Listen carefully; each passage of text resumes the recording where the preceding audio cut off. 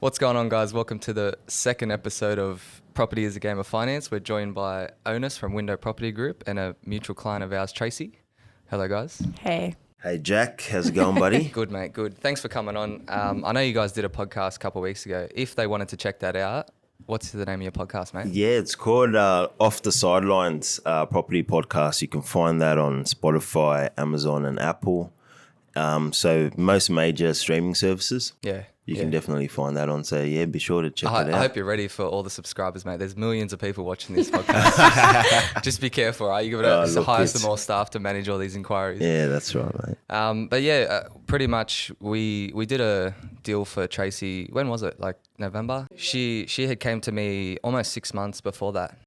Yeah, just over 6 months before that. But I've known Tracey for years, and it's something we've always talked about. She's always wanted to get into the market, but you know, it's not as easy as it sounds. You need to save up a fair bit of a deposit. You got to show that you can service the loan as well. But for sure. Yeah, I think when she first decided to I want to buy a property, she didn't believe me. Yeah, he didn't believe me. He was like, not at first. No, it took him like a month because I kept, maybe like 3 weeks. It was the third call. It was a third call, but like I did it like maybe once a week or whatever it was. Yeah. I don't know the time frame, but we talk on the regular. But about this topic, when she kept bringing it up, and then she started being real specific about certain things, I was like, maybe she's serious.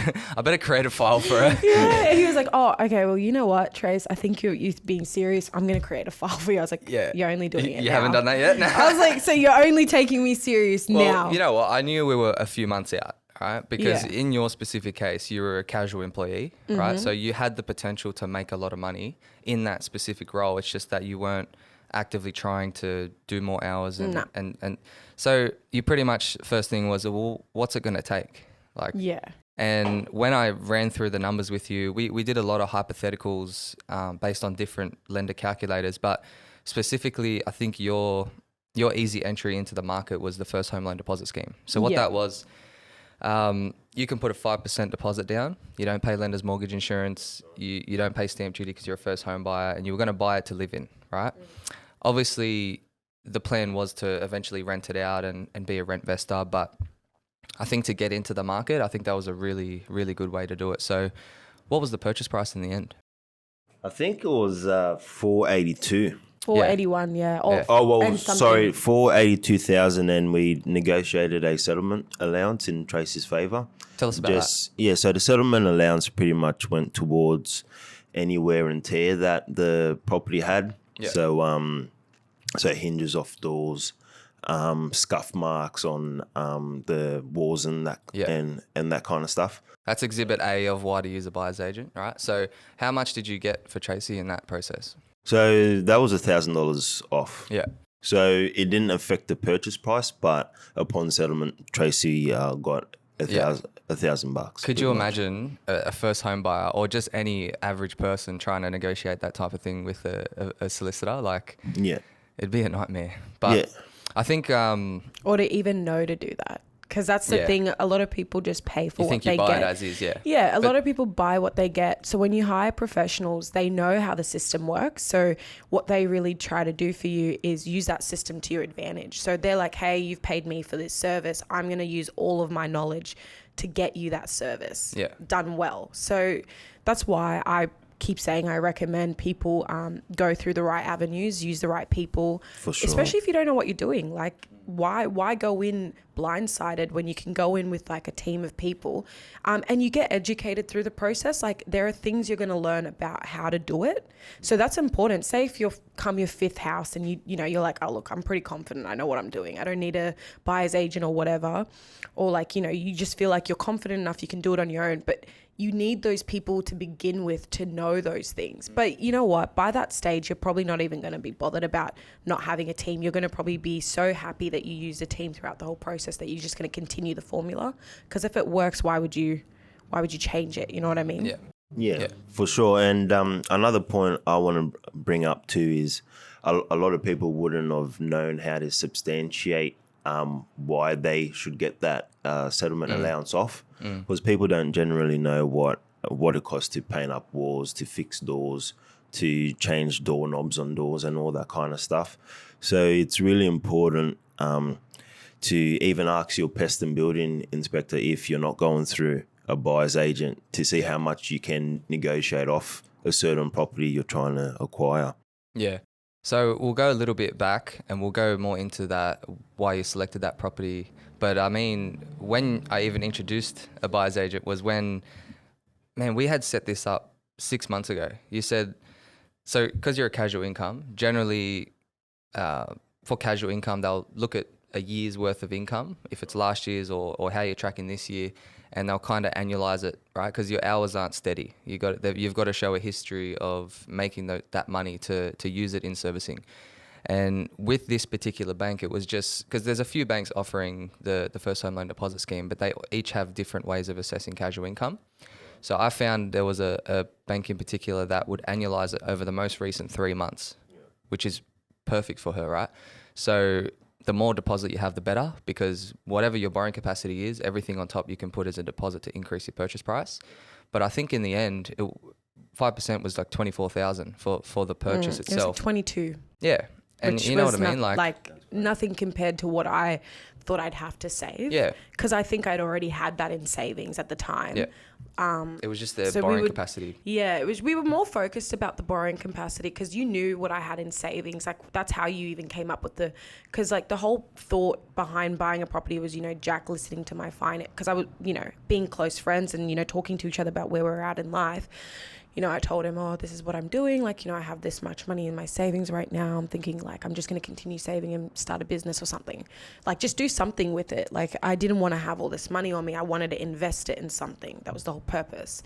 And he'd been in mortgage broking by that point. Like, he'd started going commission based and he knew like he was really working for himself. He was really understanding that whole how that system works. So he was like, man, I think you could do one better and just buy property. And yeah, from there it was like, okay, well, your biggest thing now is you're a casual worker. Let's try and spend the next 3 months focusing on increasing your borrowing power. And I like that because essentially what Jack did was he reverse engineered that process. He looked at the end goal and then pretty much gave you steps to achieving that end goal, which is awesome. And how amazing is that? A lot of people don't get that kind of advice as to how to purchase property. It's like, okay, where are you at now? And where do you want to be? Yeah. Reversing that whole process and giving you clear steps to achieving that goal. Yeah. A lot of people miss out because they don't have that guidance.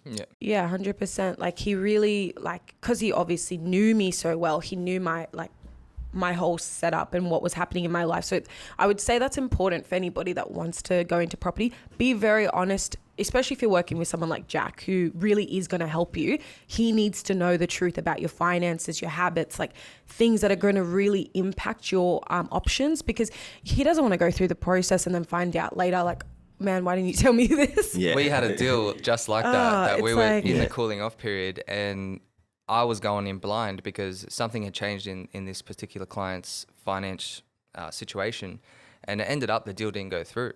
But there was a month there where he could have told me that something had changed, and I could have sorted Worked it out then and there. Him. But because he Transparency. kind of tried to get around it. I'm like, mate, I'm on your team. Yeah. I'm trying to help you. I look like an idiot now, and it's not going to go through. But we'll end up sorting it out. But you touched on a really important point there. But it's so important. Like, you need to be honest about it. Whatever changes in your finances, whatever changes. Like, the thing is, like, even with me and Jack, like, if he goes, oh, like, if something didn't work out in that 3 months, it's all right. Put our head down for the next 3 months, for the next 6 months. So it's an ongoing process. Like, if it's not this first 3 months, you'll still get there, but you need to be transparent about where you're fluctuating in life. You know, things always change. So it's very, very important that you're honest about that. So then people like Jack or Onis on your team who actually care about you and care about you getting your end goal, they're going to create solutions. They're going to be like, man, like, okay, let's work out another plan. 100%. You know, like, how are you going to get another plan if you're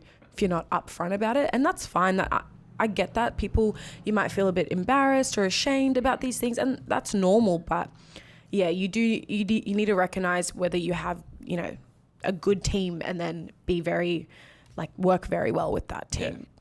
So you used not as much deposit as you thought. You didn't even need as much capacity as we thought, but you gave yourself every chance to get any opportunity that came to you. So with this particular opportunity, what stood out about this one? Yeah, so this particular opportunity that we acquired on Tracey's behalf, so this was about a 515 square meter block in the Hunter region, around the Hunter Valley. I don't want to give out the exact name because we're still active in that market. It is still pretty hot, but yeah, so it stood out because it was just the location and the proximity to amenities, schools, shopping centres, and transport. It ticked all of the boxes that we typically look for our investors, and it's a lifestyle location too. So there was a lot of internal migration happening there, and when I say that, a lot of people moving from the inner cities to this particular location to set up shop, retire. And it's a very popular holiday spot too. So if anyone knows the Hunter Valley, it's really popular for its wineries and vineyards and stuff. So that's why we picked that location, and also for options too. That location or that property can easily be converted into a nice branded Airbnb with a bit of thought and effort behind it. The numbers do stack up in terms of generating great income in that kind of style. So that's what we did for Tracey. It's currently rented now for about $410 per week. We were anticipating $380. So she's currently at around $480,000 purchase. She's around the 4.5% rental yield. Yeah. At $410 per week. So what's the vacancy rate there?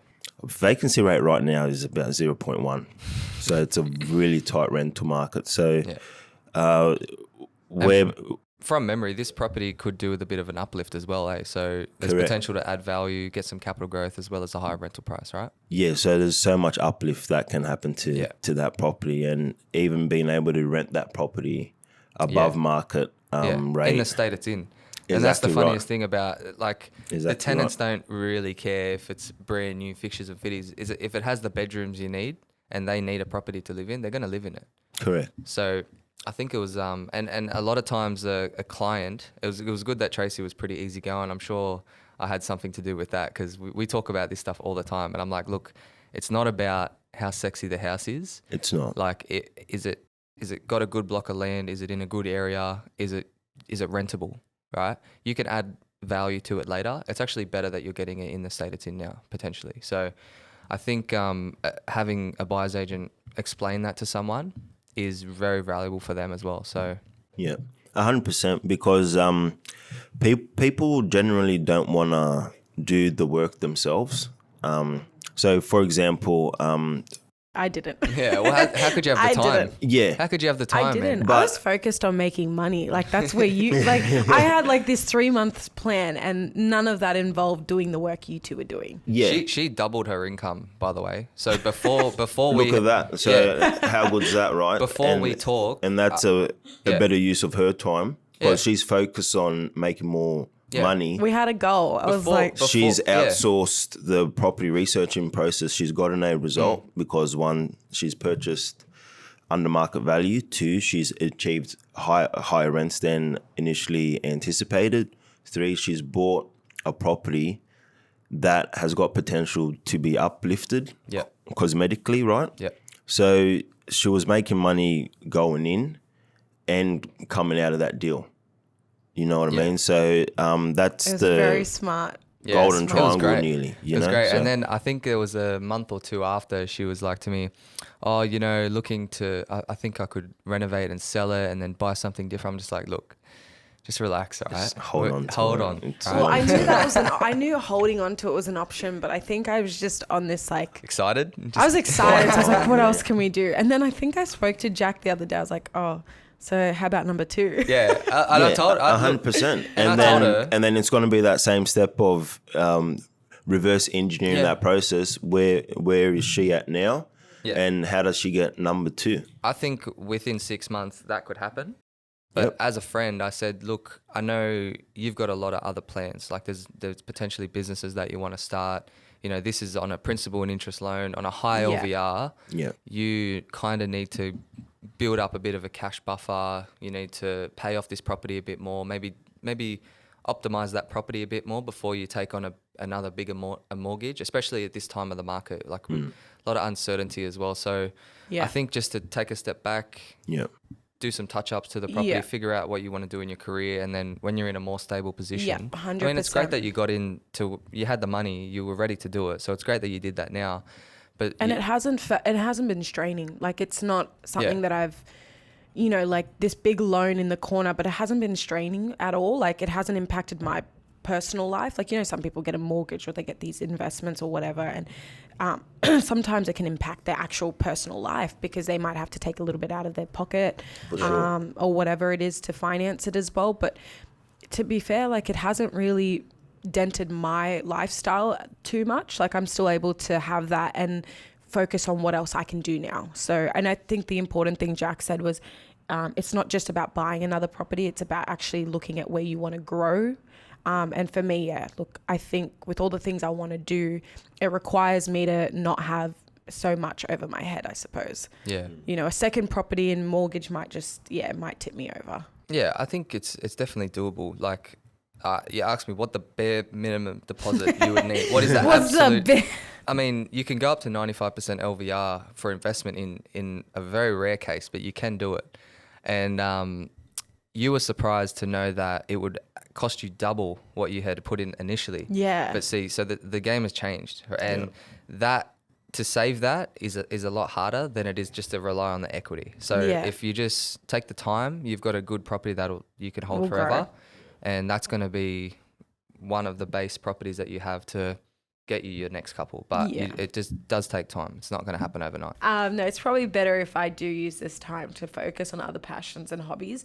Like I think I said that in your podcast as well, Onis, you know? Yeah, you did mention that. Apparently you've got a podcast coming out too. I know, so we're all doing podcasts. Professional podcaster, mate. Look, Podcast Central. We should get the solicitor to do a podcast with you as well. Look, mine's a Even lot the agent different. that you bought it off. Oh yeah, that's right. They probably wouldn't jump on. I mean, yeah. All good. Well, I think we've pretty much covered everything.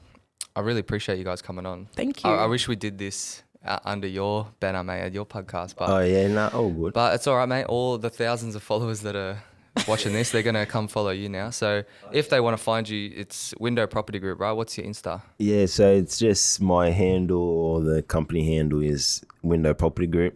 Yeah. My handle, if you guys want to hit me up on my personal ladies Instagram, that's Onis Asare. Nice. Yeah, all the links to our socials will be in the description below. But yeah. Well, like, follow, subscribe, guys. Like, follow, subscribe for more cool content in regards to purchasing your first property or next property. So no worries. Well, thanks for watching, guys.